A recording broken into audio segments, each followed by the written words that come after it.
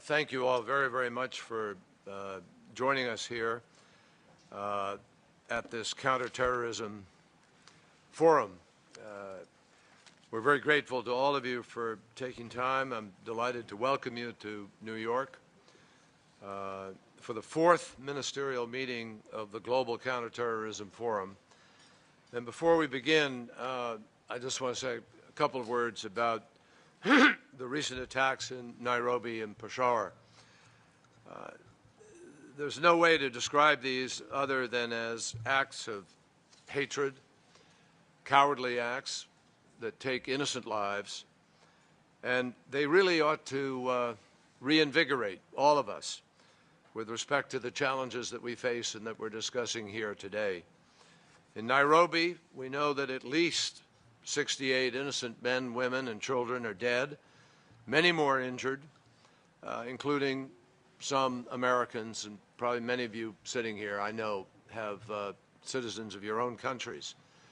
In Peshawar, there was a heinous attack on the All Saints Church, long a bastion of interfaith harmony and cooperation, and at least 85 people were killed and another 100 injured. Now, tragically, there is nothing that can erase the bitter feeling that these attacks leave in their wake. The haunting images are going to forever be seared in our minds, and they unfortunately meld with haunting images from too many countries and too many places where people resort to these completely empty, nihilistic acts. I think the images out of Peshawar of lifeless bodies strewn across a church and in Nairobi, likewise, people up and down the mall lying lifeless, parents hugging their children for safety, people running in fear. At the same time, we have images of the heroism of rescuers and the collective cry of the Kenyan and the Pakistani people who say loudly, this was an attack on our families and our communities. The United States stands firmly with the people of Kenya and Pakistan, and our thoughts and prayers are with those who mourn the loss of their loved ones and those who wait for the wounds of loved ones to heal. It is fair to say that unspeakable evil still exists in our world, and dealing with that is the cause that brings all of us here today. We have to remain vigilant, but we have to do more than be vigilant. We have to find a way to prevent, to preempt, to act ahead of these kinds of obscenities. And cowardly attacks like these cannot be allowed to change who we are or shake our resolve to promote peace and justice for all. So I think that these acts call on us to reaffirm our determination to counter violent extremism and promote tolerance everywhere. And that's what brings us here today. The more I witness these acts over the course of these years, the more I am struck by their emptiness. People who attack in masks, disappear, kill people, and you wonder what the statement is that they leave behind. Are they offering a school? Are they offering a health clinic? Are they offering education, an opportunity for a better life? It seems there's an emptiness in these actions, and I think everybody here feels it. So it calls on us to reaffirm our determination to counter violent extremism and to promote tolerance everywhere. I'm especially pleased to be joined here today by my good friend and collaborator on so many different initiatives, and the co-chair of the forum, Foreign Minister Davutoglu of Turkey. On the day that I was sworn in as Secretary of State, a suicide bomber in Ankara took the life of a Turkish guard at the U.S. Embassy. His name was Mustafa Akarsu. So we know this is a shared struggle, and Turkey has been and will continue to be a very valued partner in this effort. I also want to recognize all of our colleagues around the table, and I express my appreciation for the continued commitment to the GCTF. This forum is an essential forum because it focuses as much on preventing tomorrow's terrorists as it does on countering today's. From Kenya to Pakistan, from Mali to Yemen, the threat that we face is more diffuse, decentralized, and geographically dispersed than ever before. And addressing this threat will require every tool in our arsenal: political, economic, diplomatic, military, and perhaps most importantly, the power of our ideas. In short, it will require a long-term strategic and comprehensive approach guided by our respect for human rights and the rule of law. Getting this right isn't just about taking terrorists off the street. It's about providing more economic opportunities for marginalized youth at risk of recruitment in country after country. You look at the demographics. Egypt, West Bank, 60% of the young people either under the age of 30 or under the age of 25. 50% under the age of 21, 40% under the age of 18. All of them wanting jobs, opportunity, education, and a future. So this is about building institutions that provide security and liberty for citizens. And it's about challenging the narrative of violence that is used to justify the slaughtering of innocent people. To make progress in advancing this agenda, we came together 2 years ago to launch the Global Counterterrorism Forum. And this is our go-to international venue for civilian-led counterterrorism cooperation. And in recent years, we actually have made important strides. Together, we've developed practical guides for our counterterrorism officials on critical issues, from rehabilitating and reintegrating convicted terrorists to developing the first ever set of international good practices for cracking down on kidnapping for ransom as a terrorist fundraising tactic. We've mobilized more than $200 million to support training and other capacity-building initiatives in countering violent extremism and in strengthening the rule of law. And today, I'm pleased to announce that the United States plans to commit an additional $30 million to address these priorities. We've also set in motion 2 training centers: the world's first International Center for Excellence on Countering Violent Extremism in Abu Dhabi, and the International Institute of Justice and the Rule of Law, which will be launched in Malta next year. I am genuinely excited about these prospects, these initiatives. And I look forward to our meeting later today, where we're going to adopt 3 new practical guides and make a very special announcement. And that is that work will soon begin to develop the first ever global fund to support grassroots efforts at countering violent extremism in all of its forms. So, my friends, we face a common threat in terrorism, whether it's in a church in Peshawar or at a mall in Nairobi, and our charge is clear. We need to prove to the world that what we build together and the power of our ideas is far more powerful than what the terrorists seek to destroy. One of the victims from the attacks in Nairobi was Ghanaian poet Kofi Awunor. In a moment of despair, he once wrote, "I have no kin and no brother. Death has made war upon our house." In the attacks of the past week, death has made war upon our collective house. But the victims and their families are not alone.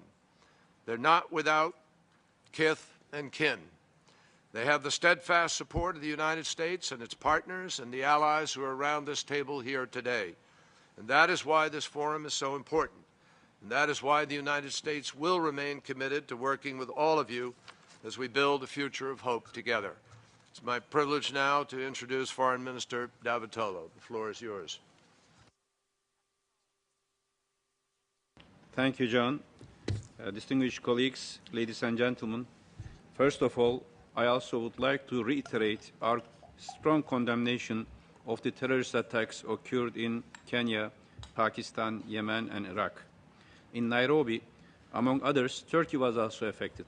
A Turkish citizen, Elif Yavuz, who was working there for a humanitarian purpose, was murdered. This was a cowardly attack. Likewise, I would like to pay tribute to the Canadian diplomat who was killed there as well.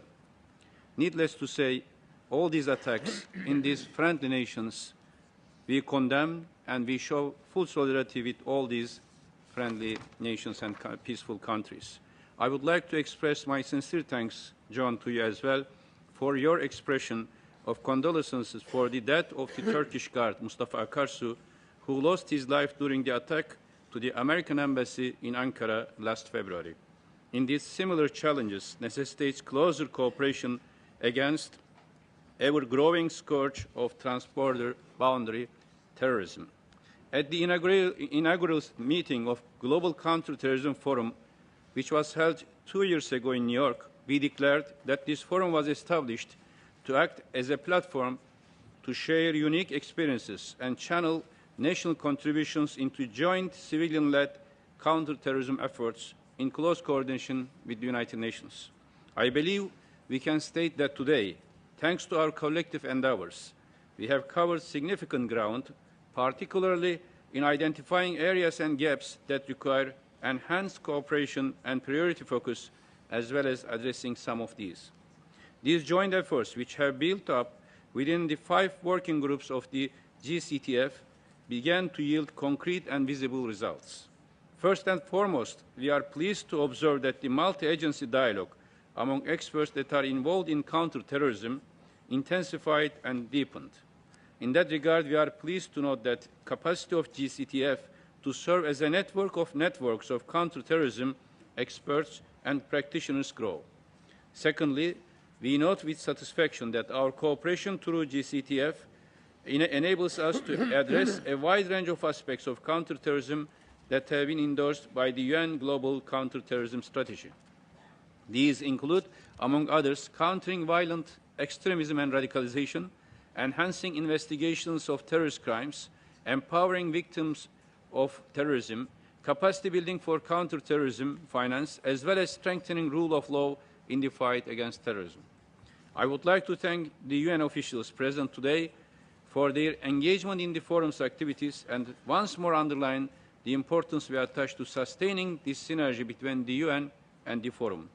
The GCTF facilitated and amplified discussions in countless workshops and seminars that were held by UN counterterrorism organs, regional and national bodies in different parts of the world, such as Bogota, Addis Ababa, Brussels, Rabat, Manila, Oran, Nairobi, Riyadh, and Geneva. This geographic breadth, combined with the single focus on counterterrorism and the flexible approach which we encourage, has given the GCTF a cutting edge. The good practices documents, which we endorsed in our previous meetings in Istanbul and Abu Dhabi, and the ones that are before us today, are tangible results of these multifaceted discussions. We can state that these documents reveal our collective wisdom and capacity. Further, with these documents, we testify to our sincerity for sharing our experience. In my capacity as the co-chair with my dear colleague, John Kerry, I thank all contributors who enabled this frank exchange. I would also like to acknowledge here the contributions of the Hidayah Center since its foundation last year as the first international center for countering violent extremism in Abu Dhabi. We believe it is now well positioned to complement national and international efforts to explain and prevent the phenomenon of violent extremism. We call all GCTF members to make use of this center. While we welcome all these achievements of the GCTF that are complementary to our efforts in other fora, we also to acknowledge that the global threat from terrorism is constantly and unpredictably evolves. Unfortunately, it does not seem to diminish. Some statistical data indicates that terrorist incidents around the globe quadrupled in the decade since 9/11. The developments in the past year revealed that the threat from terrorism disseminates geographically. Furthermore, the groups involved in terrorism benefit from the violent and turbulent conflicts for recruitment and disseminating their sick narratives. New trends, such as the threat from self-radicalized individuals, growing exchange among locally active terrorist groups, and the increase in the number of attacks on economically or otherwise sensitive infrastructure require dexterity in our responses. These facts compel us not to only enhance coherence, complementarity, and agility of our existing counterterrorism measures, but also to develop new approaches and tools. While new approaches do not necessarily mean ignoring the lessons we had learned, they require political will, structural capacity, and most importantly, support of our people who trust us, the governments, to provide for their security. I am confident that our cooperation in the GCTF could harness this support. In that regard, we believe the initiative of our U.S. co-chair regarding the establishment of a global fund for community engagement and resilience is an exemplary effort. I believe our cooperation within the GCTF brings us closer in taking concrete action against the scourge of terrorism and remaining true to our common values while pursuing our national and international interests. I take this opportunity to once again underline Turkey's full commitment to the GCTF. In our capacity as the co-chair, we are dedicated to strengthen the international cooperation for countering terrorism in all its forms and manifestations. To this end, we shall continue our efforts through encouraging initiatives by all of our GCTF partners and facilitating a flexible, open-minded dialogue. We look forward to sustain our efforts for another term as co-chair with your valuable support, and thank you very much. Now, I have the pleasure to give the floor again back to Secretary Kerry for his remarks on the establishment of the Global Fund on Community Engagement and Resilience. The floor is yours, John. Ahmet, thank you very much. I'm going to be very brief because we want to get to the discussion as rapidly as we can. But I couldn't help but be sort of thinking as I listened to Ahmet talking and as we were contemplating sort of why we're here. There's a real irony today, which is that if you think of the past centuries, many, many, many more people were killed in major wars, and that's transitioned.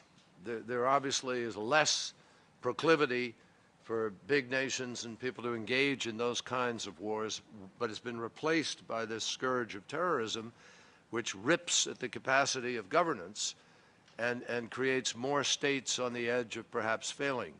So it's a different kind of challenge, and it's why we believe we need to intensify our efforts to try to address the underlying factors that lead vulnerable individuals down the path towards violence, random violence.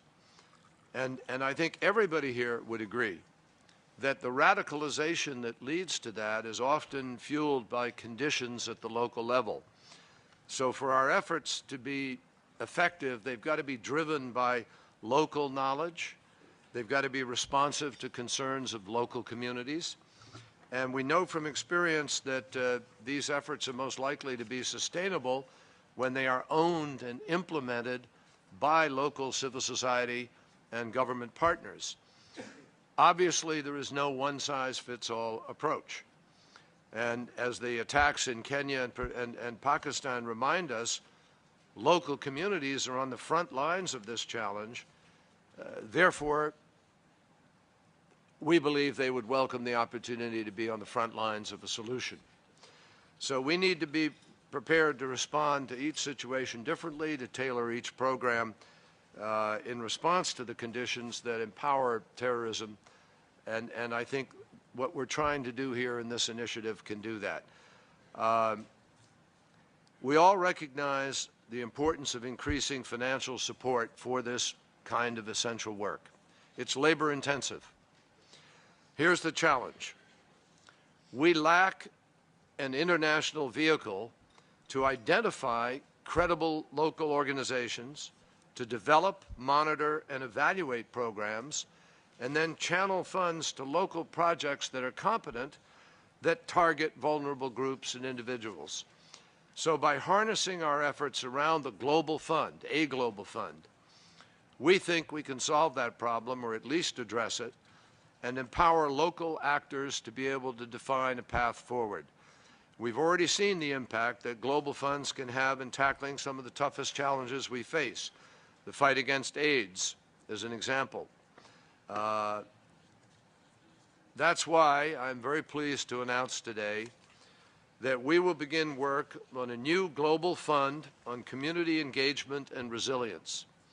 And the mission, I think, is as clear as it is compelling: to leverage public and private funding to support local, community-driven efforts to counter violent extremism.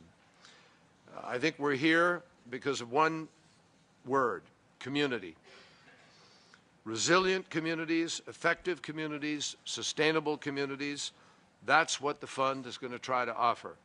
And it will put local communities who are most at risk in the driver's seat and give them the tools that they need to do something about it. We'll talk about grants that provide life skills, vocational training at youth to youth who are at the risk of recruitment. And there are models of this, incidentally. Different countries have engaged in different efforts to retrieve people from terror cells. There's certain kinds of education and family reunification initiatives that have been attempted by certain countries. So we're talking about delivering even new school curricula that teach tolerance, problem solving, civic activism. We're talking about working with local leaders, religious figures, social workers, and women on community engagement and techniques at creating social networks that educate youth about the dangers of extremist ideologies. I want to emphasize, there are many different initiatives individually. I know that King Abdullah of Saudi Arabia is engaged in an interfaith initiative, which is an important component of this kind of thing. It can be a sort of support structure for this kind of effort. But nothing brings all of these efforts together and focuses our energies the way that we ought to. The United States will remain committed to this kind of initiative.